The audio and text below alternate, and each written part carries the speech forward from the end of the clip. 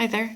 Niamh Connolly is my name. I'm a CBT therapist based in Dungarvan, County Waterford. I've known Mags a long time through the incredible work that she does in suicide prevention.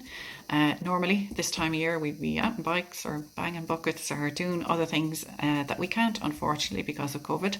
But as innovative as ever, Mags has come up with this brilliant idea of doing online little snippets and resources, which I think is a fantastic idea. I'm very privileged to be asked. She's amazing speakers lined up for the whole week. So thank you, Mags, for having me on board. I said there I'm a CBT therapist, cognitive behavioural therapy. It's a type of psychotherapy that works. It's very structured, it's very directional. It's very focused, and I'm at it now 10, 11 years, and I've seen it really transform people's lives. The main area I would work with is anxiety, generalized anxiety disorder, but more specific ones like health anxiety, social anxiety, OCD and PTSD are two areas that I've been trained to work with as well. And then to a lesser extent, but just important, I work with people who struggle with mood issues like depression, seasonal affective disorder, postnatal depression. And I've seen so many people over the years recover, get better, get back to their lives fully functioning. So it's a very rewarding way of working. So I just want to share a couple of tips this evening that hopefully will be helpful in the coming months.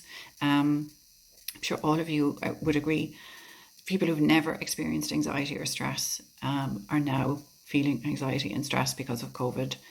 People who may have kind of dismissed mental health issues as well, finally are seeing the importance of our minds and that they are properly resourced and supported, and that we get, emotional support. So I do think, there will be benefits in the long run. I think mental health is getting the attention it needs right now, and hopefully that'll get backed up with resources. But again, fair play to Mags for doing this.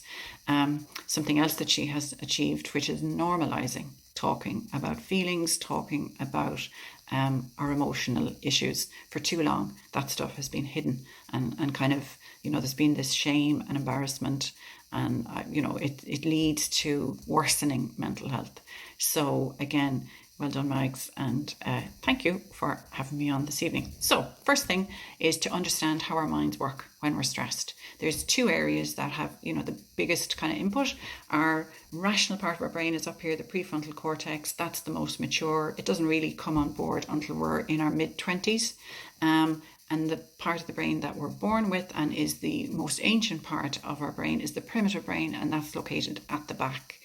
And if we understand about our minds and how it works, we're better informed then to manage difficult situations in the coming months. So when we're stressed or anxious, primitive brain gets on board. It takes over. It's fairly black or white in how it works. It's either good or bad. And it doesn't see kind of, smaller details. It goes with the big bits of information, and that's what it acts on.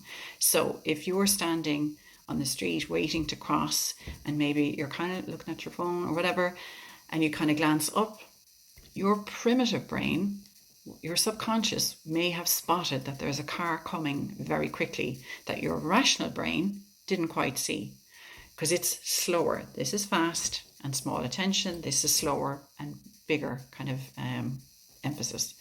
So you may go to step forward, but your primitive brain has already sussed that this thing is coming towards you, and you might kind of jump back and go, geez, what was that? That's how quickly our brains act.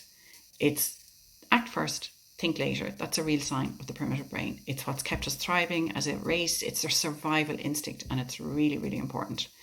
The difficulty is when we take in information or when we pay attention to things that might happen.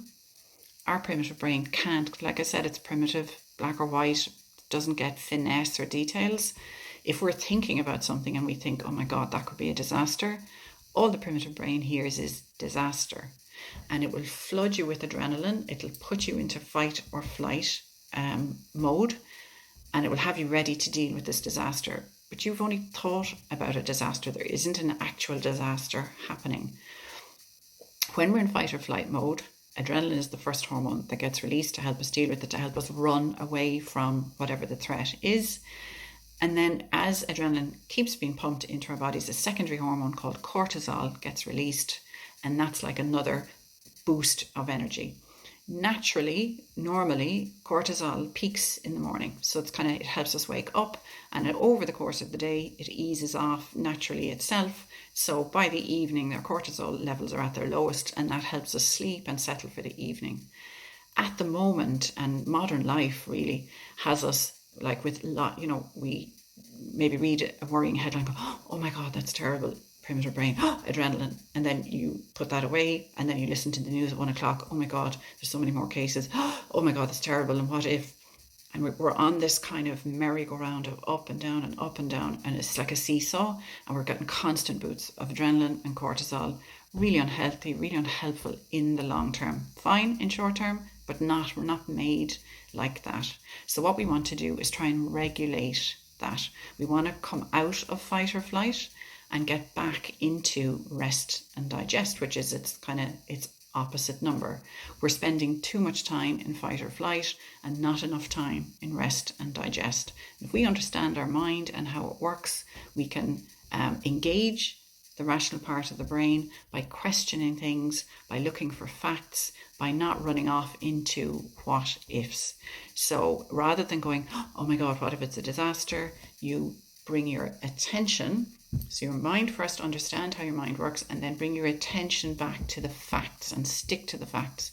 I think in Waterford we've done incredibly well at keeping the virus rates really, really low. So the vast majority of us are doing the right thing, and we're keeping each other safe. And as long as we keep doing that, we will keep each other safe. So it's about keeping a balance in your attention. Be aware of risk, certainly, and let's keep doing all the guidelines that the government will keep washing our hands and not big gatherings, face masks everywhere we can, and we're protecting each other and we're protecting ourselves. So yes, we're aware there's risk, but also we need to balance that out with the fact that the vast majority of us are doing the right thing, we're staying safe, and life, while different, is keeping going and is moving on. So balance in our attention. What you focus on is how you feel. So try and not over-focus on the negative. Keep a balance. And I'm not saying think positive either. That's one of my little bugbears. We need balanced and realistic thoughts. So as long as we're acknowledging, yes, we're in a very difficult situation, things are very uncertain for lots of people, but the resources are there, the government is doing their best, lots and lots of people are doing their best, we're all in this together. That's a balanced thought that will help reassure and quieten the primitive part of the brain, and it will help engage and keep online, keep the adult part of the brain kind of driving the boat. So understand how your mind works, and then watch where you're sending your attention. If you're news 24/7, if you're on social media and it's all overwhelming, rein that back in and decide, okay, one news bulletin a day is going to be enough. So mind your attention. And then another really, really important piece, and there's a lot of scientific evidence to back this up, about the healthy impact that having gratitude has. Things that we've taken for granted, visiting family, being able to go where we want, going out for dinner without thinking too much about it, a spontaneous let's go for a drink, all of that stuff has been hugely, hugely curtailed. A sense of gratitude brings us back to what's important to us. So every evening, if you can jot down what 3 things am I grateful for today, there's a lot of evidence to back up the soothing effect that has on our body. The system that engages, again, is the rest and digest. So it's keeping a balance. Yes, things are very difficult, but there's a lot in my life that I have to be grateful for. An interesting concept that's used in another form of therapy, ACT therapy, acceptance and commitment therapy, is the idea of a pivot. So if you have something that you really miss, or it's a loss to you, like meeting family or traveling to see friends, and you're feeling upset about that, the pivot on that difficulty is that you have friends that matter, you family that are important to you, and that can re-engage that sense of gratitude, and it brings your attention back to what's good in your life. Yes, again, a balanced thought. Yes, it's really difficult that I can't see whoever, my friends and family, people that matter to me. But isn't it great that I have them and we can, get inventive and do our online meetings or do socially distant picnic or go for walks? There are ways around it. So that sense of gratitude is really, really important. And it helps keep our mind engaging up here because you're thinking about what you're having to write. So that's going to engage the prefrontal cortex. That will soothe the primitive part of the mind. And your attention then is balanced. So your mind, your attention, and then a sense of gratitude. The last point that I want to talk about is slowing things down. When we're stressed and anxious, we're trying to rush, oh my God, and we're panicked, and it's very urgent. Everything gets, done too quickly.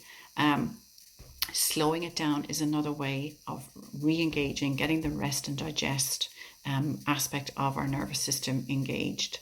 There is a nerve that we have in our body called the vagus nerve. It's the only one that goes through every major organ from the brain all the way down through heart and lungs and into the digestive system.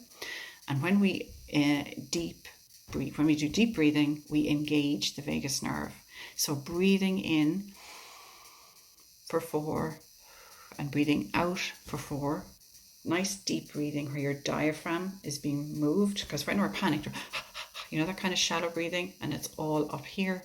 By stopping and slowing it down and doing some deep breathing, you engage the vagus nerve. It travels through the diaphragm, so when our diaphragm moves, it kind of activates the vagus nerve, and you're then moving. It helps you move into rest and digest. So if you've had a really hectic day, if you're a teacher and you've had a classroom and it's all very stressful and different, if you're a mom at home with kids, if you're someone trying to balance, a workplace and safety, when you come in at the end of the day, slow down, take 3 minutes, do some nice deep breathing, and then think, mind, which part of my mind is working? Where am I sending my attention? Am I keeping it balanced? Am I remembering the good things as well as the stressful? And then do I have a sense of gratitude that I have family to worry about, that I have a job to go to, that, I am able to go out and contribute at the moment and help keep things going. So mind, attention, gratitude, and slow things down. If you keep those 4 points in mind, MAGS. Okay. Thanks, guys. Hope that helps.